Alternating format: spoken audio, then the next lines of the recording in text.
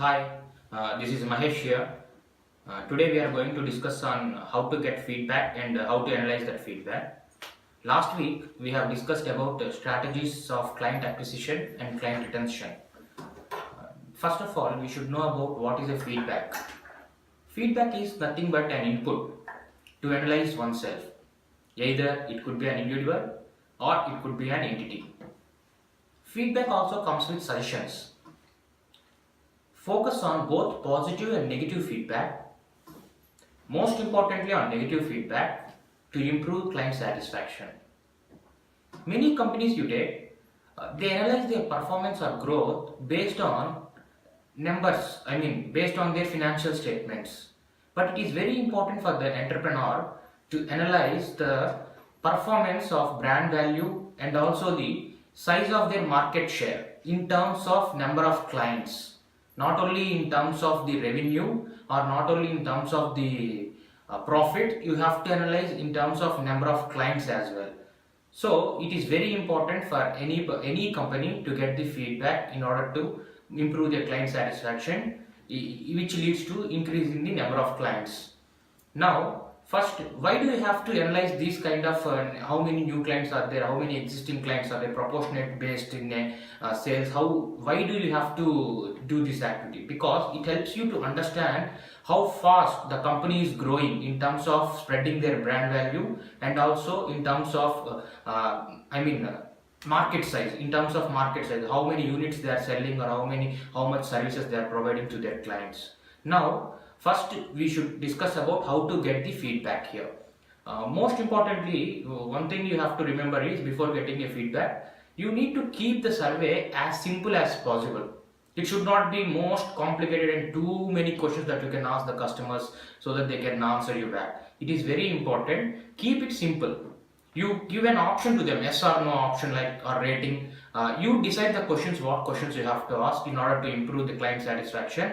Make a note of it, and then based on that you give a one by one answer. One by one question to their client, to your clients, so that they can able to give a simple answer. Now you don't ask them to write so and so number of lines about your products or services. It is very difficult. That kind of feedback you are expecting from the clients, then it is not possible to get that kind of feedback. It is very difficult. So better make it simple. You question first, you frame the questions and then give an options in that, whether how much satisfaction they have, what are the improvements they need in that kind of services. Based on that they can able to provide it. Now first, how you have to get that kind of feedback from the customers.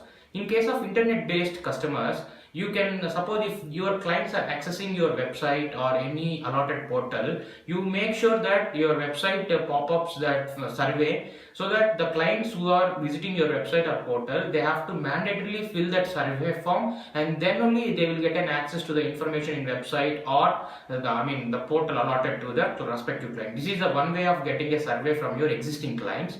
And another one is, you can also call whenever the client calls the customer support. That time, after providing the services to the customer, you better every time ask the customer how much he can rate the services for that provided services, and also any suggestions that he could give to us. Another important thing is, you can also be in touch with in person. You need to contact clients in person once in a while and then get the suggestions and feedback from the particular client as well. In person, you need to go with in person. When you are interacting a client in person, so you will have a feel, so that you can able to get much information as much as possible. And also another way is, you better offer some incentives or gifts for giving a feedback and suggestions to you. This is another way of getting an feedback. So after getting a feedback, how to analyze that feedback? Analyzing the feedback includes, now feedback includes both suggestions as well as queries and also remarks. Suppose for example, you first divide what are the suggestions that you have received and what are the remarks that you are receiving. Based on that, next what happen? Once you get that kind of feedback, so that you can divide the suggestions and remarks. Once you got that suggestions, what will happen here? Next, you have to reply to your clients for giving that kind of feedback. Either it is a positive or negative feedback. Suppose if it is a positive feedback, thank them for giving that kind of feedback and also tell them you are happy to serve them much better in future. In case of a negative feedbacks, you inform to your clients saying that you are working on that to resolve that kind of issues as early as possible. This one we have already discussed in the previous video. Now we are going to talk about analysis. How do you are going to analyze the feedback which you are received from your clients? First, you divide the feedback. You separate the feedback which you received. I am talking right now currently not about the suggestion. If in case of suggestions, I am going to add one more point here. Suppose if you received any suggestions to improve your services, you check with the feasibility. Suppose if that kind of thing you check with the feasibility. So what happened if you check with the feasibility with your team and internally you discussed about that kind of possibility. If you able to provide that kind of services in future and you can work with that so that you can able to provide a much better services to your client by checking the feasibility of to bring that suggestions in live in future. This is a part, this is one part and suggestions part. In case of negative feedbacks, you have to tell that you have to note it down all the type of negative feedbacks in you have to segregate.